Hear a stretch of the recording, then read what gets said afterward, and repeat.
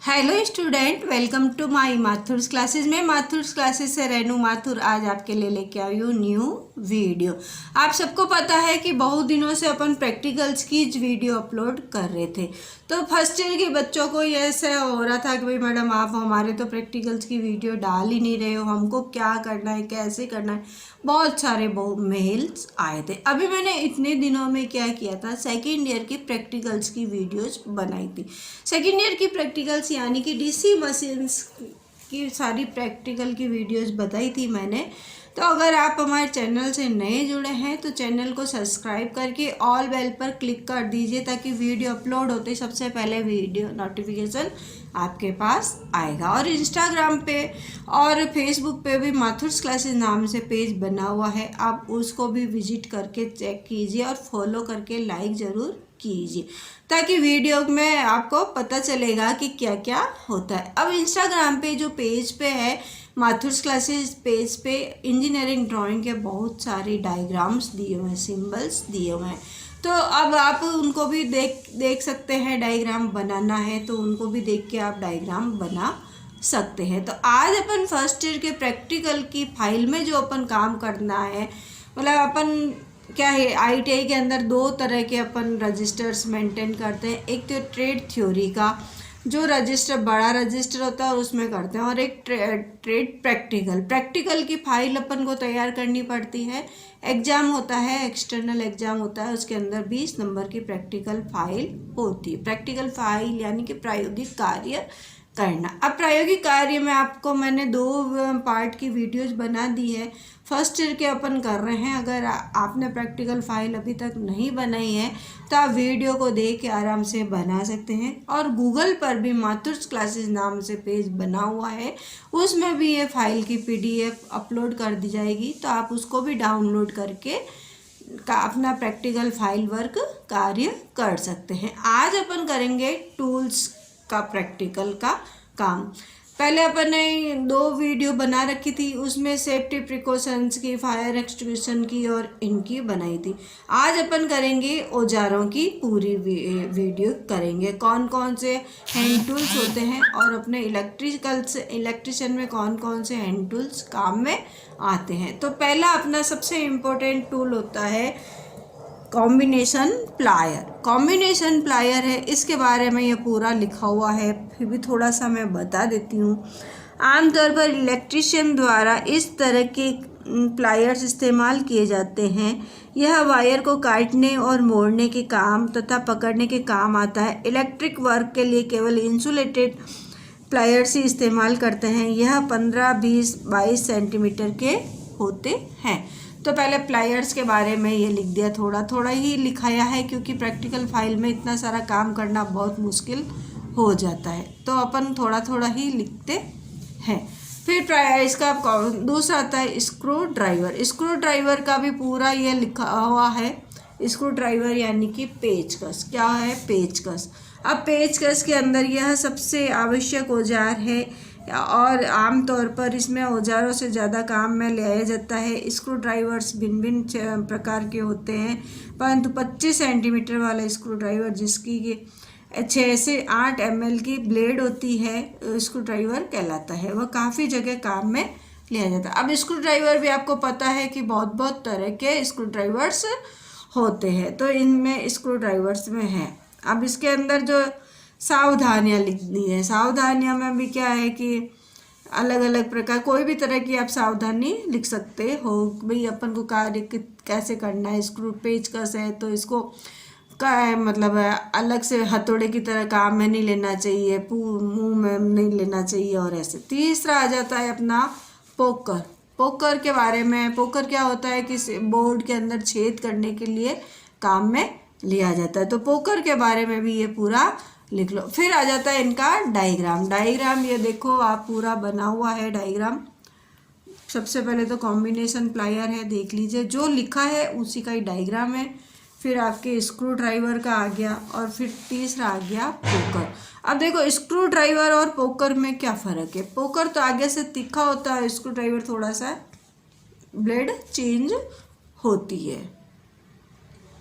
फिर नेक्स्ट आ जाता है चाकू। इलेक्ट्रिशियन चाकू। इलेक्ट्रिशियन में अपने को क्या इलेक्ट्रिशियन नाइफ या इलेक्ट्रिशियन चाकू कहते हैं इसको, और अपने को तार चीरने के लिए काम में लेना। फिर अपन को इस चाकू के बारे में लिखना है। उसके बाद आ जाता है हथौड़ा। हथौड़ा यानी कि हैमर। हैमर के बारे में भी अलग अलग प्रकार के हैमर्स होते हैं, तो इनके बारे में भी अपन को लिखना है। अब जैसे लिखा है ball peen hammer, cross peen hammer, तो इन दोनों क्योंकि इलेक्ट्रिशियन में यही हैमर काम में आते हैं, तो इनके बारे में भी अपन लिखना है। आप आराम से लिख भी सकते हो तसल्ली से। वीडियो बहुत ही धीरे बनाए रखी है मैंने, तो आप इससे वीडियो देख के भी लिख सकते हो।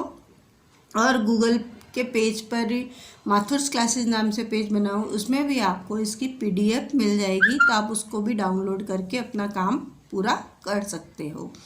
फिर आता है स्पेनर सेट। स्पेनर सेट आपको पता है अलग अलग डीजल वाले सब, मतलब स्पेनर सेट तो सब जगह काम आता है।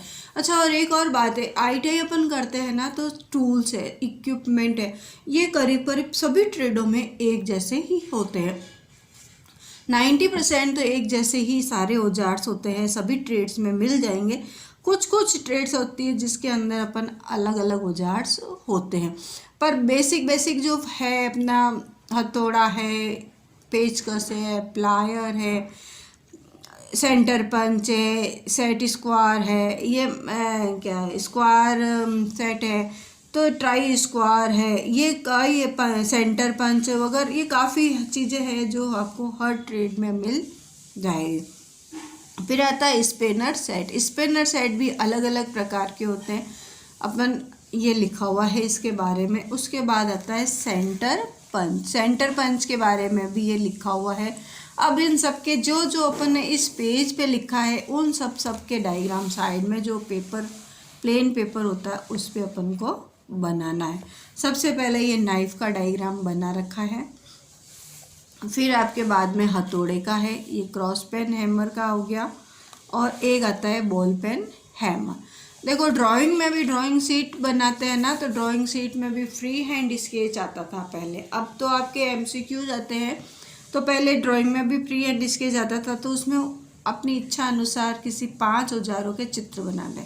तो ज़्यादातर विद्यार्थी क्या है कि बॉल पेन हैमर का ज़रूर बना लेते हैं, तो बहुत ही ईजी तरीके से डायग्राम है। प्रैक्टिकल फाइल में भी अपन को बहुत ही साफ तरीके से काम करना है। देखो आप जिस विद्यार्थी ने किया है बहुत ही अच्छे से किया है। फिर आता है स्पेनर सेट। ये स्पेनर सेट आप देख रहे हो, अलग अलग टाइप के स्पेनर्स होते हैं। ये रिंग स्पिनर है और डबल एंडेड स्पिनर है, तो इसके बारे में है। फिर आता है ये सेंटर पंच का डायग्राम दे दिया, तो सेंटर पंच का भी डायग्राम अपन को बनाना है। तो कहने का मतलब जिस पेज पे अपन ने काम किया है, उसी पेज पे सामने साइड में वाइट प्लेन पेपर दिख रहा है आपको। देखो आप प्रैक्टिकल फाइल में एक साइड में लाइनिंग के पेपर, एक साइड में प्लेन पेपर, तो इस साइड में जो आपने प्रैक्टिकल लिखा है उसी का डायग्राम इस साइड में बनाना। कई विद्यार्थी क्या है डायग्राम आगे पीछे बना देते हैं, तो ये अपना गलत सिस्टम होता है।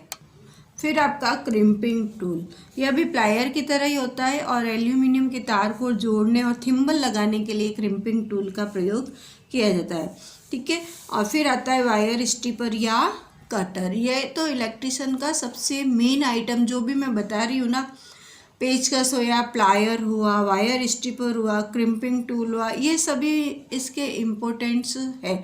मतलब इलेक्ट्रिशियन में सभी व्यक्तियों के पास या सभी विद्यार्थियों के पास ये सामान तो होना ही होना चाहिए, साथ में टेस्टर भी। अब ये वायर स्ट्रिपर है, यह PVC तारों को इंसुलेशन को उतारने के लिए प्रयोग किया जाता है। ये 22 SWG तथा ऊपर की तारों को काटने तथा इंसुलेशन को उतारने के लिए काम में लिया जाता है। फिर नेक्स्ट आता है मैलेट। मैलेट यानी कि लकड़ी का जो हथौड़ा होता है उसको अपन कहते हैं मैलेट। ये मैलेट के बारे में भी ये पूरा लिखा हुआ है। फिर आता है पुली पुलर, मोटर जनरेटर की पुली उतारने के लिए काम में लिया जाता है। एक तो होता है पुली पुलर और एक होता है बियरिंग पुलर।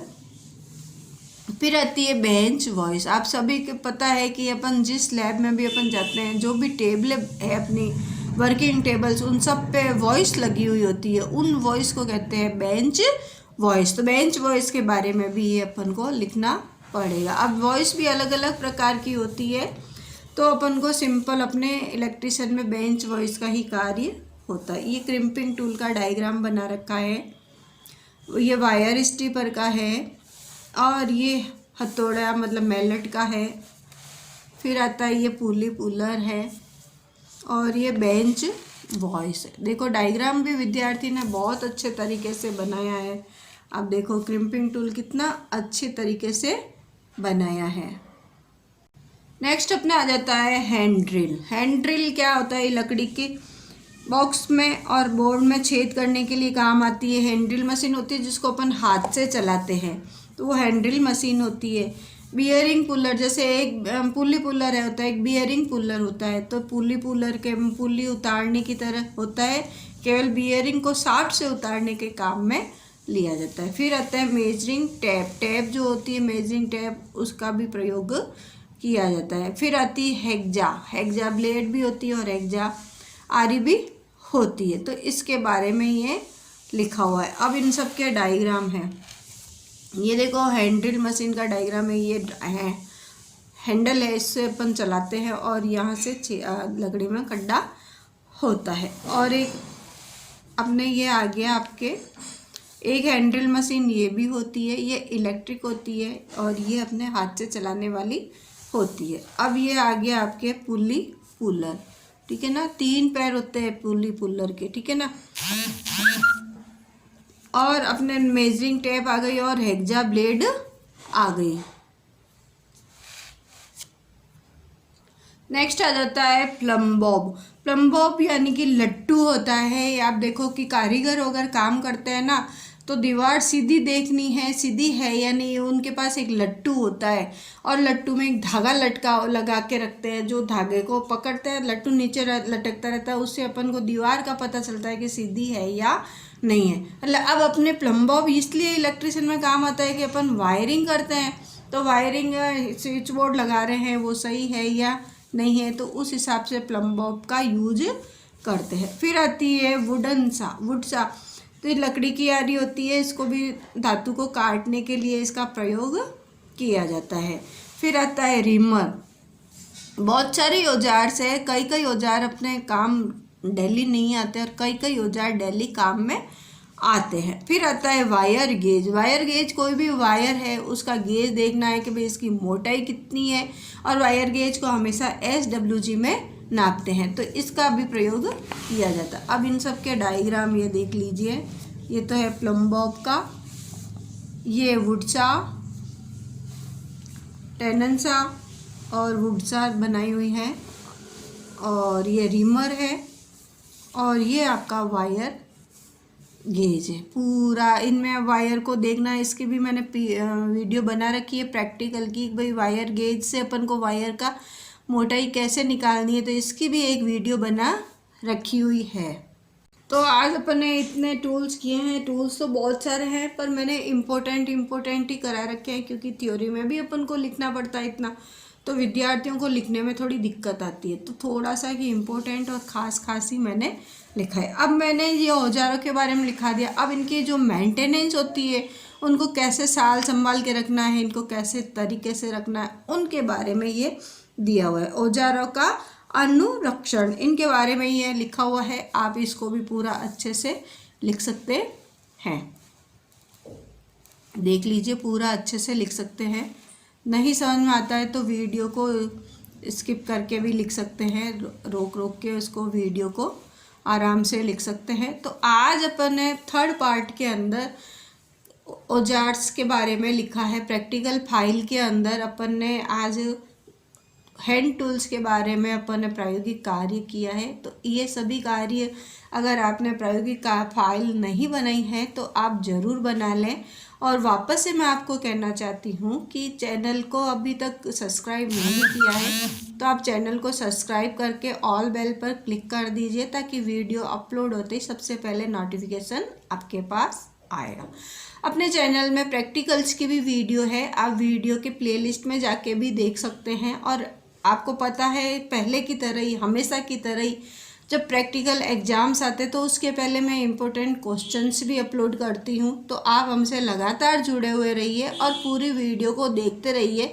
हो सकता है कि बीच में भी आपको कुछ नया देखने को मिल जाए। नेक्स्ट मिलेंगे नेक्स्ट वीडियो में।